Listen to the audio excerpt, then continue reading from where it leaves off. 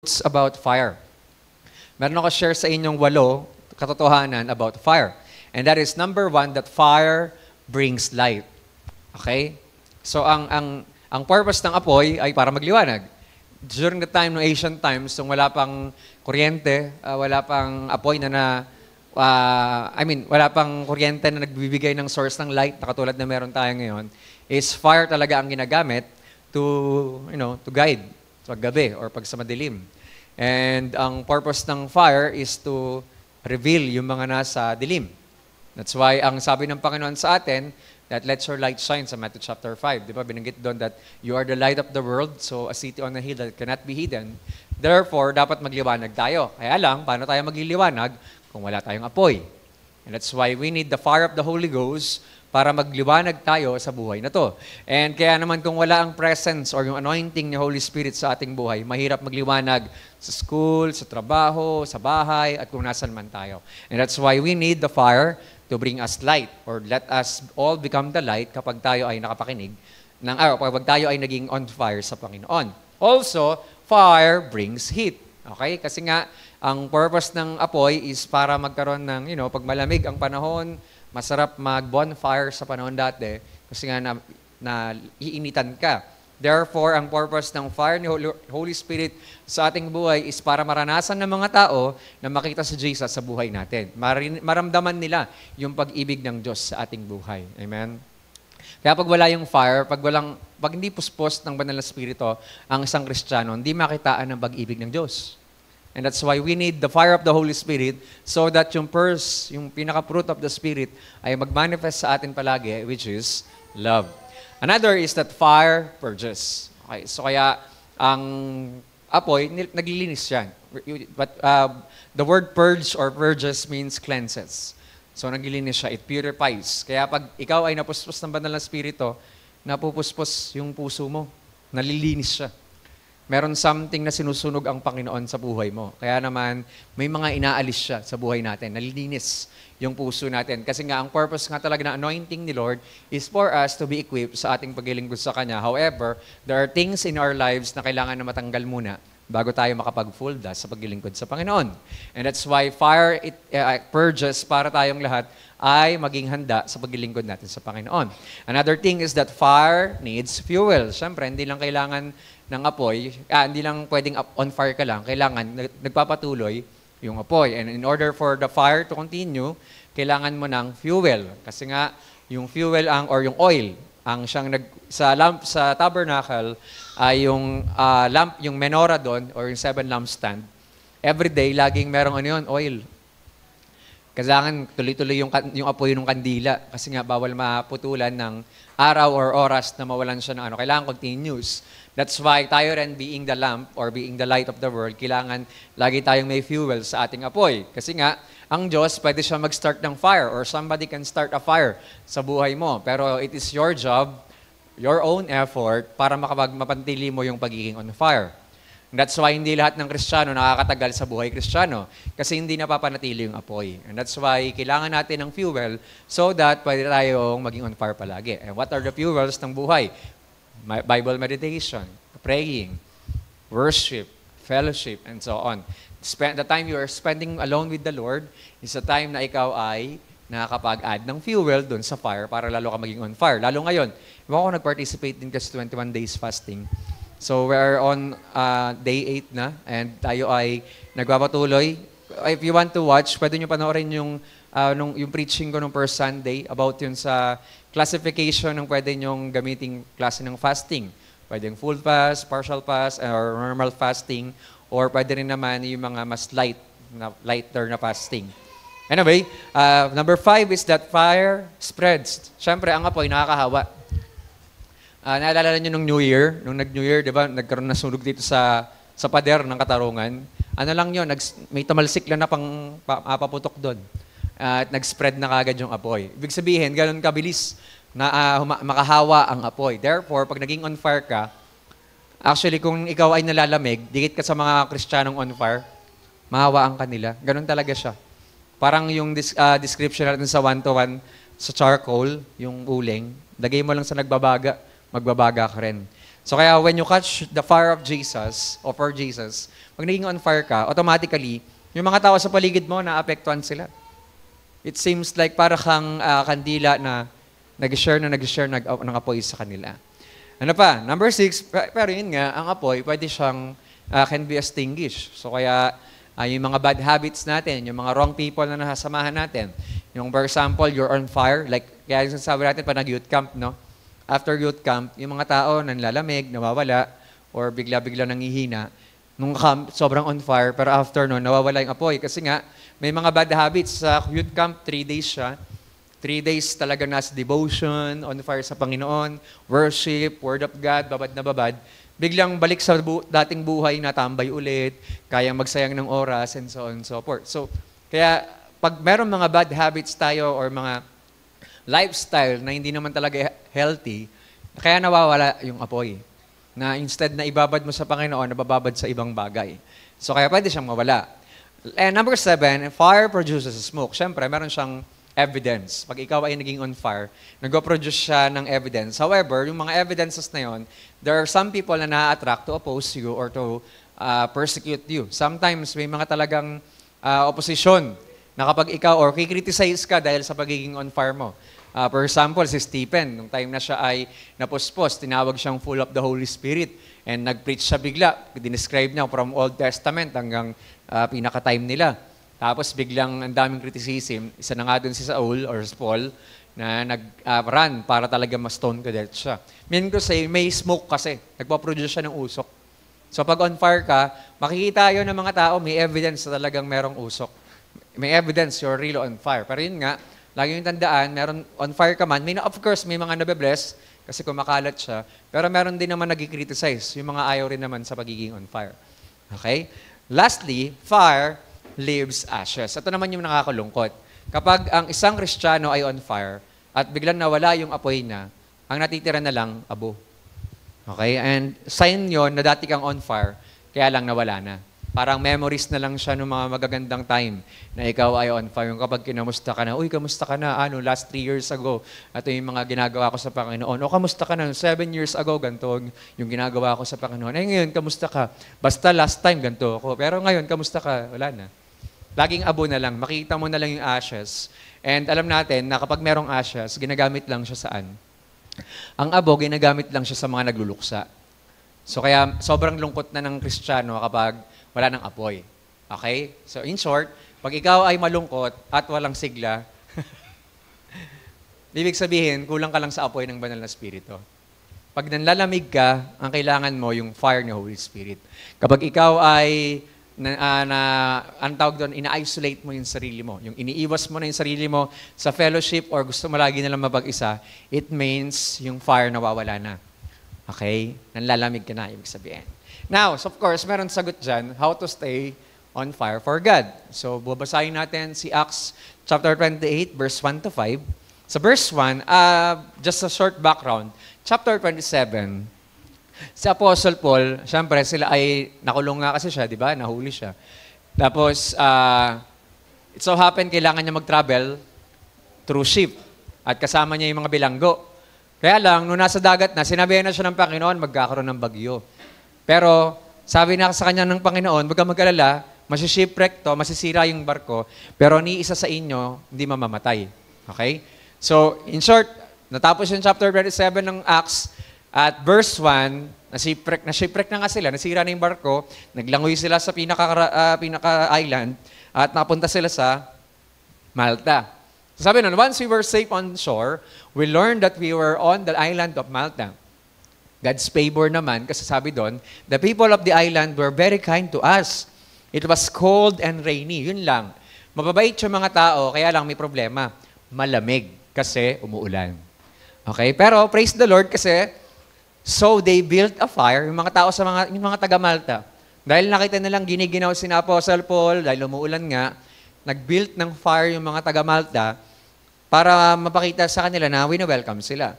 Sa verse 3, however, syempre, nakita na ni Apostle Paul, no? Nag-build sila ng fire. Si Apostle Paul naman, syempre, sa part na, hindi pwedeng sila lang ang nag-build. Ganawa ni Apostle Paul, kumuha siya ng mga sticks, nag-gather siya ng mga sticks. However, hindi niya napansin, Dahil nga yung mga sticks ay malamig, syempre, basa ng ulan, hindi napansin na Apostle Paul, may ahas pala doon.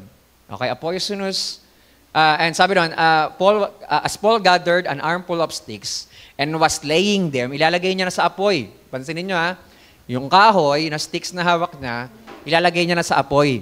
Nung ilalagay niya na sa apoy, yung ahas nakaramdam, umiinit na. So itong poisonous snake, biglang lumabas dun sa mga kahoy na hawak ni Paul, at driven out by the heat, napalabas siya ng init, beat him on the hand. Sa dami ng kakagatin kay Apostle Paul, kamay pa. Okay? And then, sa verse 4, sabi doon, and the people of the island saw it hanging from his hand. So, nakakagat sa kamay niyang ganyan, no? Parang kung ako si Paul, kinagat siya ditong ganyan. Nasawak niya lang, hindi niya pa na binibitawan. Kumbaga, nakakagat lang. Sabi ng mga tao, a murderer, no doubt. Mamatay tao to. Nakatakas man siya sa karagatan, pero di siya mamakatakas dito. Kasi talagang nakagat pa siya ng ahas. And though he escaped to the sea, the justice will not permit him to live. Kaya lang ginawa ni Paul, but Paul shook off the snake. Shinake niya lang. Shinook off niya lang. Into the fire. Okay? Shinake ni Paul yung kamay niya, saan napunta yung ahas? Sa apoy. And was unharmed. Tapos nakakatawa dyan kasi, yung mga taga-Malta, nag-i-expect sila, mamamatay na kagad si Paul. Kumbaga, hindi ko naman nalagay pala dyan. Yung verse 6 niyan, sabi doon, at nag-aabang yung mga taga-Malta kung kailan bubulagta si Apostle Paul. Kasi may ahas, di ba? Nakagat eh. So, syempre, yung lason nun, kakalat sa katawan. Hindi na bumubulagta si Paul. Ang tinawag, siguro Diyos to. Yan. Kaya sabi ng mga taga-Malta, ano siya siguro? He's a God. Now, ang mapapansin nyo dito, paano ka mag-stay on fire? Kailangan meron kang ma-realize muna. Na number 1 is that you must understand that you can only build a fire to the extent that you overcome the excuses of your flesh. Ulit, ma-overcome mo lang makakapag-build ka lang ng fire or magiging stay on fire ka lang kapag na-overcome mo yung mga excuses ng flesh. Bakit? Ang dami kasi excuses natin. Babalikan natin sa Apostle Paul. Kung tutuusin, pwedeng magreklamo sa Apostle Paul kay Lord. Ano ba naman yan, Lord? Sa chapter 27, mag-uusap sila ng Panginoon, ni Holy Spirit. Sinabi sa kanya, huwag kang mag-alala, Paul, may shipwreck kayo, pero do not worry, not one of you will be dead. Walang mamamatay, walang mawawala rin. Pero pwede magreklamo si Apostle Paul sana, no? Kasi utuusin, nasa barko pa lang sila, pwede niyo sabihin, Lord, di ba ikaw yung nagpapatigil ng bagyo? Kung kasama mo nga yung mga disciples mo, you calm the storm, baka pwede naman pakalmahin mo dito. Noong time pa lang na nasa barko sila, pwedeng magreklamo sa Apostle Paul ng gano'n, pero hindi sinagot ng Panginoon. Di bakit? Ang sabi ng Panginoon, masishipwreck talaga kayo. So nasira yung barko, langoy-langoy sila. Kung tutuusin, pagod na sila kasi galing sa biyahe, sa gitna ng dagat, lumangoy sila hanggang dun sa Malta. Pero pwede nang tamarin na lang si Apostle Paul, no? Kahit inuulan na sila, basang-basa na sila, lamig na sila. Nag-effort na naman yung mga taga-Malta maglagay ng apoy eh. Pero ba't kailangan pa ni Apostle Paul kumuha pa ng sarili niya ng sticks para maging maglagay din ng sticks doon sa apoy. Kasi yung nilagay ng mga taga-Malta, pwede siyang ma-expire. Ibig sabihin, pwedeng mawala. Kasi syempre, naglagay man ng bonfire yung mga taga-Malta, pero maya-maya lang pwede nang mawala yun. Ang ginawa ni Paul, kumuha siya ng mga kahoy-kahoy pa para mapanatili yung apoy. Kasi magdamag pa sila doon eh. Ngayon, ito yung point natin. Maraming Kristiyano today ang hindi magkaroon ng effort para mag-stay on fire. Bakit? Ang daming excuses ng flesh. Pagod ako, kaling akong trabaho, ang daming trabaho sa schools, ang daming mga activities, hindi makapagbasa ng Bible kasi ang daming daw ginagawa. Those are excuses. Sabi ko nga sa proper nung Sunday, dapat i-goal natin na every year nakakatapos tayo ng Bible. Amen ba? Last year, sino nakatapos ng Bible? Be honest. Yung mga nakatapos ng Bible last year. O, di ba? Hindi lahat. So, dapat every year, i-goal natin at least one. One lang naman, at least lang. Pinaka-minimum na yon. Di ba? Pero kung kaya mo i-maximize pa yung time mo, twice, thrice, or 4 times. Di ba? Like, nagbabasa ako, for example, may time na pag nag-decide ako, magbabasa ako for 1 month. For 1 month, tapos.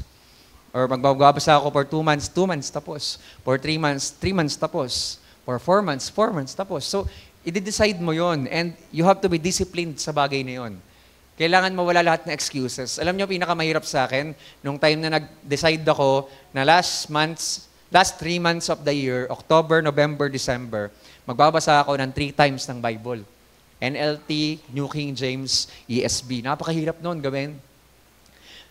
Pero alam nyo, sa dami ng business during that time, natapos naman siya lahat. Walang excuse kung kaya mo, kung gusto mo talaga, gagawan mo ng paraan. Okay? And the only way para maging on fire ka is i-saturate mo yung buhay mo ng Word of God. Diba? I-feel mo yung isip mo ng Word of God. Sabi nga, hindi yan sa emosyon. Kailangan sa mind. Yung renewing ng mind by the way you are changing sa pag-iisip. Kahit anong feeling mo ganito, feeling mo ganyan, hanggat di nagde-decide yung mind na maging bago yung system niyan, talagang this time babasahin ko to, wala mangyayari. That's why, kaya kailangan muna natin ma-exercise na i-overcome yung lahat ng excuses natin in order for us talaga maging on fire sa Panginoon. Okay? Sabi ng Galatians 5:16, I say then walk in the Spirit, and you shall not fulfill the lust of the flesh. Napansin nyo, hindi sinabing, sabi doon, it does not say, if you do not fulfill the lust of the flesh, then you will walk in the Spirit. Ano inuna? Walk in the Spirit. Ano mangyayari? Ang resulta, hindi mo i-fulfill yung gusto ng laman mo. Hindi sinabing, pag napanalunan mo na, o na-overcome mo na yung flesh mo, saka ka makakalakad sa Spirit. Hindi. Without the Holy Spirit, hindi mo kayang pagtagumpayan yung lahat ng lust of the flesh. Hindi mo kayang pagtagumpayan yung lahat ng laban mo sa laman. And that's why we need to walk. Pag sinabing walk, you live by the Holy Spirit. And pag nabuhay ka sa banal na Spirito, kaya mong i-overcome lahat ng mga excuses din ng flesh. Amen? So secondly, tatlo lang naman yan eh. Second is, itong tinatawag na somebody will start the fire, but it's your logs, yung mga kahoy mo, that will keep the fire going. Meron magsisimula. Oo, ganun talaga. Somebody will start. Sa time ng mga taga-Malta, sila nagsimula ng apoy eh. Pero yung kahoy na nilagay na Apostle Paul, ang nagpanatili ng apoy. Pwede kayong umatin ng mga conference, mga revival natin. Pag meron tayong mga, tawag doon, yung mga foreigners na mga bisita, no? Kapag nag-pray sila ng mga tao, grabe, no? Nagiging on fire talaga yung mga Kristiyano. Some, pumunta pa sa mga, like for example, yung mga tabernacles, yung mga feasts, na dumarating pa si Prophet Sadhu at yung mga tao sobrang nagpapapray para maging on fire. Alam nyo, somebody can start a fire sa inyo, sa ating lahat. Somebody can begin that fire. Pero alam nyo, hindi mo mapapanatili yun kung aasa ka lang sa mga taong yun. Kasi silang lang mag-i-start, ikaw magpapatuloy. Okay? And lagi yung tandaan, God can start a fire. Kaya ni Lord, simulan yun sa buhay mo. Pwedeng pa nag-worship tayo, mag-i-start yung fire sa'yo. Pero ikaw pa rin magpapatuloy nun eh. Ikaw magpapanatili nun. Hindi kahit sino. Sabi sa Acts chapter 2, so they built a fire on us to the shore. Diba? Sabi doon, pang-welcome ng mga tao yun. O ibig sabihin, tayo rin, somebody will put a fire on us, will begin a fire, somebody mag-i-start ng apoy sa buhay natin na sa pamamagitan ng taong to, nakausap ko siya at yung mga sinabi niya sa akin ay ganito, na-encourage ako at naging on fire ako that day. Or meron naman preacher na nag-preach at nung time na nag-minister yung preacher, naging on fire ka. Or may somebody na dumating, naging on fire ka. Pero somebody, laging iba. Magsisimula lang. Pero again, ikaw pa rin mag-i-effort noon. Gaya ng sinabi ni Lord sa Leviticus chapter 6 verse 12, sabi na, meanwhile, the fire on the altar must be kept burning. So again, sa altar, doon sila naglalagay ng burnt offerings. Ang sabi ni Lord, dapat doon sa altar, bawal mawala yung apoy. Okay? Yung fire na everyday, kasi di ba, again, sa tabernacle, everyday merong morning sacrifice, meron evening sacrifice. Except pa yung mga taong mga nagpupuntahan doon para mag-sacrifice din as burnt offerings or any offerings na meron sila. Pero sabi ng Panginoon, ang instruction niya, dapat hindi mawala ng apoy yung altar. And sabi doon, it must never go out. Each morning, the priest will add fresh wood to the fire and arrange the burnt offering on it. He will then burn the fat of the peace offering on it. Now, pag nilagay mo siya sa konsepto natin today, tayo bilang mga altar ng Panginoon, at asa ng altar natin everyday? Everyday, yung altar natin, yung puso natin. Ngayon, sabi ng Panginoon, kailangan yung buhay na yan, yung altar na yan, everyday, maging on fire. Paano siya magiging on fire? You have to add fresh wood. Bago dapat. Ngayon, yung fresh wood na tinutukoy dyan is yung effort mo to read the Bible, to pray, to worship, to fellowship, yung fasting. Any effort na gagawin mo para sa Panginoon will add fresh wood sa altar mo. Yung paglilingkod mo sa Panginoon, those are woods. Pero yun nga, God always starts the fire, but He does not keep it burning. Kayang ilagay ng Panginoon, sisimulan niya lang. Pero once again, hindi tayo para kontrolin ng Panginoon na maging on fire ka. Yung apoy na bibigay ko kay JJ, anointed na siya buong taon. Hindi siya ganun. Kailangan mo siyang i-work out every day. Someone can start your fire, but praying, fasting, giving, reading the Bible, and so on will keep your fire going. So either you have an effort today, or every day pala. Pag ikaw ay nag-start ng time mo sa bawat araw, ikaw ay mag-decide to spend time sa Panginoon, you'll add the fire. Or you add fuel to your fire. O, ibig sabihin, oil. Sabi nung kanta, di ba? Give me oil in my lamp, keep it burning. Give me oil in my lamp, I pray, hallelujah. Give me oil in my lamp, keep it burning. That's yung last line. Keep it burning till the break of day. Hindi siya kasali yung paggabi na, no? Kasi bakit? Tulog ka eh. Di ba? Pag tulog ka, wala na yung fire. Ibig sabihin, nagbe-break siya. Every time you sleep, wala yung si JJ natulog on fire. Walang ganon. JJ natulog lang, napaka-anointed. Walang ganon. Tulog kayo. Walang mangyayari doon. Okay? Well, meron sa Bible, isang natulog, si Jesus. In the midst of storm. Diba? Pero yung anointing, makita mo kailan? Nung gumising siya. Kasi He calms the storm. Okay? Big sabihin lang, pag nag-break na yung day, wala na yung anointing. Kailangan mo ulit, paggising mo, ganun ulit, pray ulit. Give me oil in my lamp, keep it burning. So, kaya, once again, yung sarili mong apoy, sarili mong kahoy, sarili mong logs, or yung mga sticks, katulad ng ginawa ni Apostle Paul, nag-effort pa siya. Kung manatandaan nyo, si Apostle Paul, by the time na tinawag siya ng Panginoon, he never stops. Hindi nag-post si Apostle Paul. Wala kayong mababasa sa Pauline Epistle na si Apostle Paul naglaylo muna for 2 years, for 3 years. Nagsolo muna siya sa buhay at hindi muna siya nag-preach ng gospel. Wala ka makikita na nagpahinga muna siya. Nag-sabbatical leave siya for 5 years. Wala makikita sa pahinga ni Paul. Bakit? Kasi he kept the fire burning. Kaya tingnan nyo, ano sinasabi niya last line ng buhay niya? I have fought the good fight of faith. I have finished my course. Ano sabi niya? And I have kept the faith. Mapapanatili mo lang yung sarili mo sa pananampalataya if you will continue every day to add fuel to your fire. Okay? And that is praying, fasting, giving, reading the Bible, and every effort na gagawin mo para sa Panginoon. Lastly, one thing you must be aware of when you start building a fire is that vipers, snakes will come out. Okay? Hindi tayo mag-focus. One thing na mangyayari, kapag ikaw ay nag-build ng fire, tandaan mo to ha, kaya kasinungalingan yung mga nagsabi, uy, maging Kristiyano ka lang, lahat ng problema mo mawawala. Kasinungalingan yun. Lahat ng pagsubok mo mawawala pag sumunod ka sa Panginoon. Hindi totoo yun. Okay? The moment you start building a fire, para mag-effort ka at maging on fire sa Panginoon, tandaan mo, maglalabasan ang lahat ng mga ahas sa buhay mo. Okay?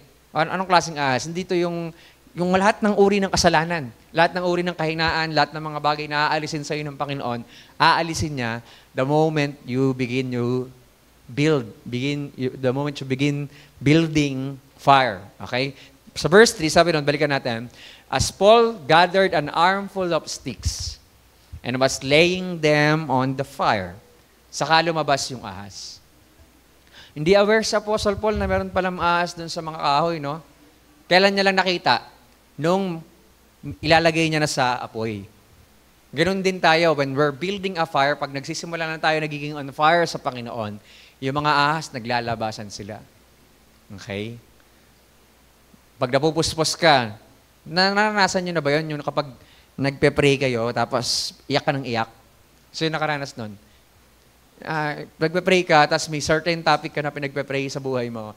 Tapos nung pinagpe-pray mo yun, iyak ka ng iyak ng iyak ng iyak. Tapos ang sakit sa pakiramdam. Tapos pinapasuko yun ng Panginoon sa'yo. Tapos ikaw, habang iyak ka ng iyak, sinusuko mo yun sa Panginoon. Ang tawag doon, yun yung mga vipers or snakes. There are times yung mga bad habits natin before, na aalisin ng Panginoon. Yung mga bad memories or heartaches in the past, aalisin ng Panginoon yun, isa-isa. Yung mga taong di mo napatawad, yung mga taong kanagagalitan mo, lalabas at lalabas, i-reveal ni Holy Spirit lahat yun. It means, ipipinpoint ni Holy Spirit, ni Holy Ghost, lahat ng mga bagay sa buhay mo na nagkakos sa'yo ng mga slaveries or mga spiritual struggles, emotional struggles, and so on and so forth. Lahat yun, ipipinpoint para masunog. Ngayon, take note of this. Si Apostle Paul, nung ilalagay niya, saka lumabas. Pero tingnan nyo, anong nangyari? Saan siya kinagat?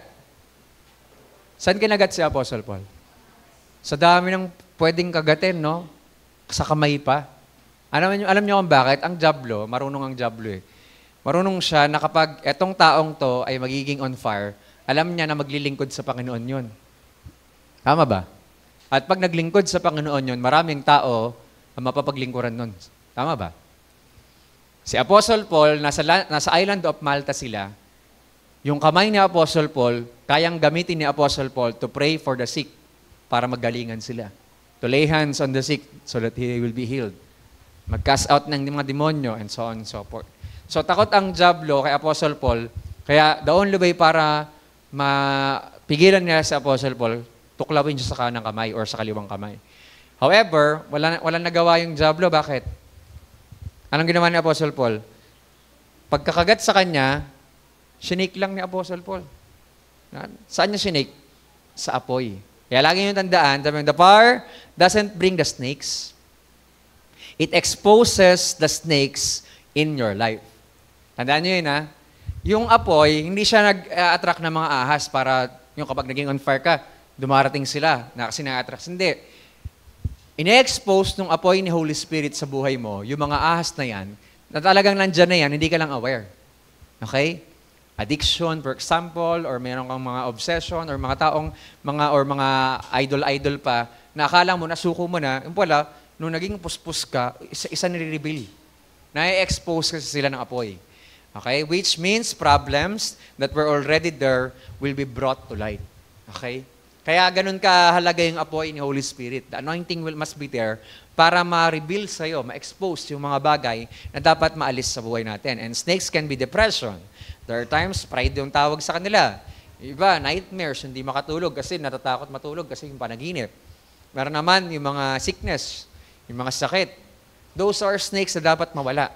At mawawala lang yon once you fill yourself with the fire of the Holy Spirit. But know this, if the fire exposes it, the fire can kill it. Amen? Kung i-expose yun ng banal na spirito, yung apoy niya, kaya niya rin patayin yun. Kaya niyang i-destroy yun. Okay? Kaya huwag tayo matakot na kapag napuspos tayo ng banal na spirito, may expose lahat yun. Okay lang. That's the purpose of the fire. Maraming Kristiyano ayaw mapuspos. Alam niyo kung bakit? Kasi may expose lahat ng kainaan eh. Lalabas ang lahat ng mga karumihan. Ayaw magpa-reveal sa Panginoon. Ang tawag doon, pride yun. And that's why we need to humble ourselves before the Lord and receive His grace. Yun naman talaga yun eh. The Lord gives grace to the humble. Okay? So kaya marireceive mo yung grace niya at pag napuspos ka ng apoy ng banal na spirito, lahat yan maglalabasan. They will come out and they will be destroyed by the fire. Okay? And as a believer, you can't walk in dominion if you don't have devotion. Once again, hindi ka makakalakad in authority, in dominion, if you don't have devotion. Diba? And you can't fight the devil if you don't have a fire. Mahirap lumaban sa kaaway, magkaroon ng spiritual warfare without the fire of the Holy Ghost. So kailangan natin ng dominion anointing. However, it requires devotion. A simple devotion can increase your dominion authority or dominion anointing para labanan, talunin ang gawa ng dyablo sa buhay mo. And the purpose kaya dumating si Jesus is to destroy the works of the enemy. Okay? And sinabi rin ni Jesus, binigyan tayo, I have given you an authority to trample all the snakes and scorpions and to overcome all the powers of the enemy and nothing will harm you. Okay? Bago tayo mag-pray, may prayer ako nilagay dyan. Pero bago tayo mag-pray yan, meron dalawang Saul sa Bible. Okay, dito ako mag-e-end. Ang aga pa. Nakapanibago. Nagisimula pa lang kami sa proper ngayon. May dalawang Saul sa Bible na sa Old Testament at sa New Testament. Yung unang Saul sa Bible, sa Old Testament, si King Saul, nalala niyo siya? Tapos may moment doon, sabi sa kanya ni Prophet Samuel, Saul, punta ka doon sa hill, tapos may matatagpuan kang band of prophets, at pag lumapit ka sa kanila, yung anointing ng Holy Spirit, or ibig sabihin yung power ng banal na Spirito, ay pupuspusin ka rin. Ibig sabihin, mahahawa siya. At sinunod niya ni King Saul, lumapit siya sa mga band of prophets, paglapit niya, napuspos si King Saul, at nag-prophesy siya during that time. At kaya sabi ng mga tao, hala, propeta na rin ba si King Saul? Si Saul ba, propeta na rin from the tribe of Benjamin? Siya ba ay propeta na rin? Kasi nagpa-prophesy si King Saul. Pero alam nyo, kung ako si King Saul, naranasan ko yung power ni Lord during that time, ang sarap ipagpatuloy nun. Tama ba? Pero anong problema kay King Saul? Nag-start ng apoy si Lord sa buhay niya, pero hindi niya pinagpatuloy. Why? Dahil sa jealousy, yung anger niya, disobedience niya sa Panginoon, nag-cause sa kanya na iwanan siya ng apoy ni Holy Spirit at pumunta yon kay David. At alam natin yung ending ni King Saul, hindi maganda yung ending niya dahil nga siya ay nagpakamatay.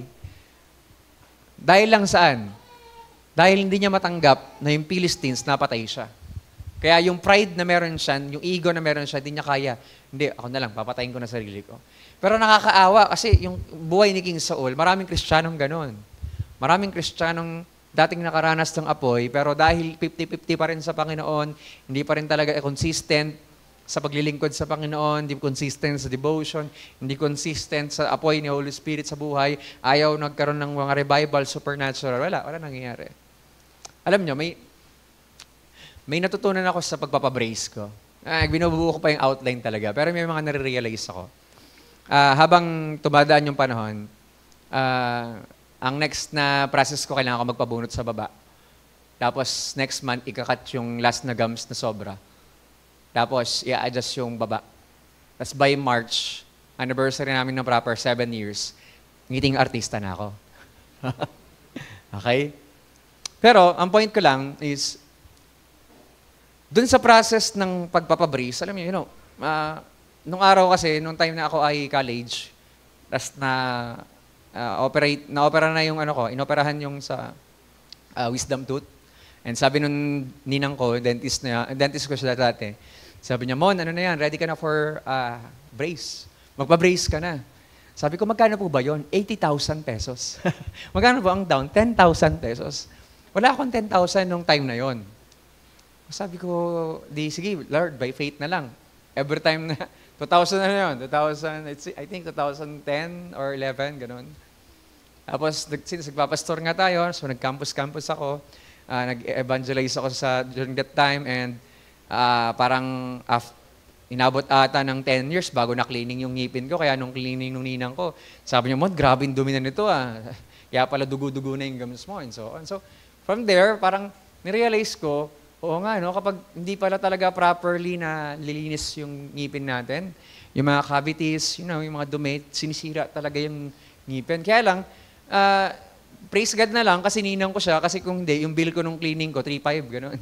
Pero dahil ninang ko siya, libre na lang daw. So pero, during that time, the next cleaning ko, ang binayaran ko lang parang 800 lang ata. Pero, hindi na ulit yun. Naulit na ng cleaning ko. Ito nang last year na nagpa-brace na ako.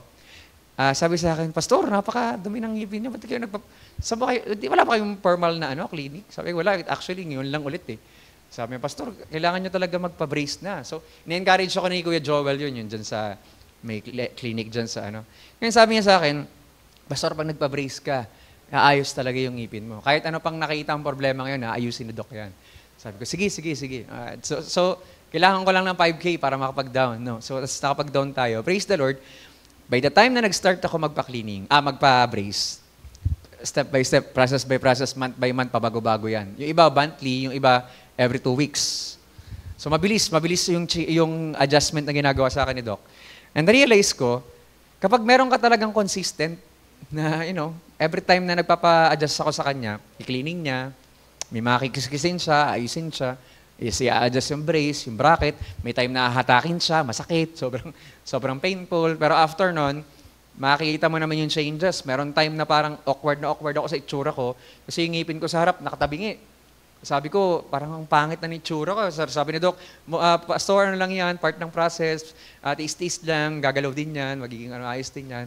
And then sabi ko, sige Doc. As kahapon, may narealize ako, nung pinapastahan niya yung ngipin ko dito sa bandang kanan. Sabi niya gano'n, Pastor, tingnan mo. Kasi yun yung ngipin ko na nakatago sa loob.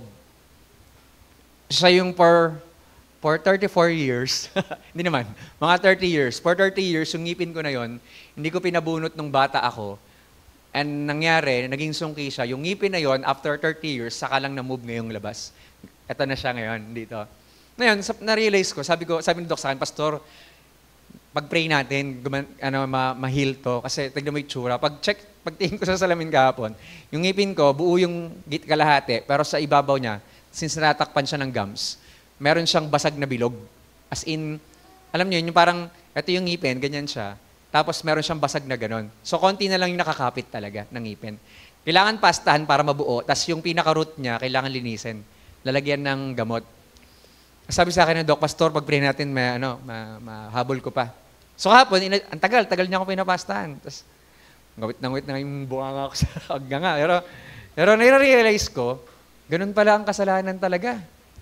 Pag tumagal ang Kristiyano sa kasalanan, ganun niya binubulok yung buhay natin.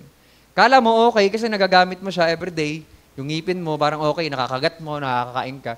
Pero dahil matagal siyang natago, grand pa na talaga nangyayari. That's why, na-realize ko na month by month, weeks, every 2 weeks, na nagpapa-adjust ako ng braces. Na-realize ko, ganun kahalaga yung consistency sa devotion. Ganun kahalaga yung consistency sa Panginoon na everyday nagpapa-cleanse ka, everyday nagpapa-sanctify ka sa Panginoon, everyday na bumabalik ka sa presence ni Lord, everyday dapat lagi kang nakabalik sa Kanya. Otherwise, may ipon yung mga snakes, vipers, yung mga bagay na hindi kalooban ng Diyos sa buhay mo kapag hindi ka bumabalik sa Kanya. Kaya yung daily repentance, napakalaga doon eh. Yung sinabi ni Paul na I die daily in the Lord, everyday namamatay siya. Yung physical niya, flesh niya mismo, namamatay sa Panginoon. Ibig sabihin, yung desires ng flesh niya, everyday pinapatay niya. Sa 1 Corinthians chapter 9, 2 Corinthians pala, chapter 9, 1 Corinthians chapter 9, binanggit na I discipline my body and make it my slave. Diba? So that when I preach the gospel, I will not be disqualified. So sinasabi na po sa world, dinidisiplina niya yung sarili niya in order na maging consistent yung anointing ni Lord sa buhay niya. Kaya, how to stay on fire, you have to make an effort na na sa bawat nire-reveal sa'yo ng Panginoon, give up mo agad. Sa bawat pinapagawa sa'yo ng Panginoon, surrender agad. Gawin mo agad. Do it. Just do it. Yung pag sinabi ng Panginoon, wag yan, wag yan. Pag sinabi ng Lord, ito gawin mo. Dapat maging masunurin na kagad tayo. At yung pangalawang Saul nga tinutukoy ko, si Saul sa New Testament, na naging Apostle Paul. Imagine, the moment na na-meet na si Jesus on the road to Damascus for 3 days and 3 nights, nag-prayer and fasting sa Apostle Paul. And on the 3rd day na siya nag-fasting and prayer, doon lang siya nakakita. Salamat sa nag-start ng fire sa buhay niya. Sino? Sino yung pinapunta ni Lord kay Apostle Paul? Si Ananias. Diba? Salamat sa nag-start ng apoy kay Apostle Paul. Pagkatapos siyang ibaptize sa water at pag-pray, nakakita si Apostle Paul, and from that moment on, hindi na tumigil si Apostle Paul to walk in dominion, to walk in the anointing of the Holy Ghost, to stay on fire for God. And tinawag nga siyang apostle for the Gentiles. At praise the Lord, alam niyo, ini-imagine ko yung mysteries ng faith, yung wisdom na binigay ng Panginoon kay Apostle Paul, na every book na sinusulat niya from Romans to Philemon, sobrang nakaka-amaze. Diba? Sobrang nakaka-amaze yung mga sulat ni Apostle Paul on how he discussed yung mga nangyari in the past, yung mga Old Testament prophets, yung mga binanggit sa law, sa Torah, tapos pinaliwanag yan ng maayos, very clearly. Basahin niyo lang yung Hebrews sobrang amazement nararamdaman ko pag binabasa ko na ganun kalinaw yung pag-explain ni Apostle Paul on how naging makabuluhan sa akin yung Leviticus. Dahil binasa ko yung Hebrews. Yung Leviticus na pinatanong lang na kung sino-sinong pastor or sino mga Bible readers kasi paulit-ulit lang yung Leviticus. Pag binasa mo yung Hebrews, mas magagets mo bakit may Leviticus. Mas magagets mo rin bakit may Deuteronomy pa. Kasi sa Hebrews. Bakit may Exodus? Bakit may Numbers? Ba't nangyari yung mga yon? Kasi na-explain lahat ni Apostle Paul. Ay nakaka-amaze yung part na kayang-kaya niya na maging confident na kahit kagatin siya ng ahas, sinook off niya lang yun. Why? Kasi meron siyang confidence na galing sa Panginoon. Why? Because yung fire ni Holy Spirit sa buhay niya, laging nagbaburn. Okay? So keep the fire burning. Amen? Ito, i-confess lang natin lahat. Ipag-pray natin ito. Let's pray. Itong, Heavenly Father, give me the strength to beat excuses and to dominate my body in order to live according to what you desire. I want to pursue after you with everything that I have. Thank you for the fire that started in my heart for you. I pray that you would help cultivate it as I do my part and add logs. I do not want to let the fire burn out in my life. Teach me to seek your face each day, and in doing so, may my love and fire for you burn hotter in Jesus' name. Amen. So either ikaw ay ma-burn out or you let the fire burning, keep on burning sa buhay mo. Okay, so wag natin sayangin na ma-burn out yung buhay natin dahil lang sa mga excuses ng mundong to. Okay? Habang nakikita nyong maraming nagpapatuloy na mga matatagal ng Kristiyano sa paligid nyo, maging motivation nyo sila na hanggang sa ngayon, tuloy-tuloy pa rin yung faith nila sa Panginoon. Mas lalo tayo magpatuloy. Amen po? Ang year of 2024 is the year for supernatural open doors. Okay? It's either i-open ni Lord yung mga doors na yon in your humility, sa pag-humble mo ng sarili mo sa Panginoon, on staying on fire for Him, or wala mangyayari. Masasayang yung taon na to. Nawa po, ang prayer ko sa Send the Light this year, na ang Send the Light, etong taong to, hindi na tayo yung parang, alam nyo lang, up and down season lang. Kundi ito yung season na everyday we are daily increasing in the Lord. Increasing in the knowledge of God, increasing or growing in His grace, increasing in the anointing, increasing on the things na mga ginagawa natin sa Panginoon. At nawa, yung mga nagisimula pa lang, ito na yung maging blooming stage natin. Or no? Okay, hindi lang siya yung kapag last year, ganito yung mga nangyari sa akin, sa mga taong ganito, ito lang ginagawa ko sa Panginoon. Pero this year, nawa, blooming stage na. Kung talagang this is the year that you will let your light shine brighter and brighter and brighter. Amen? Let's pray. Father, we thank you.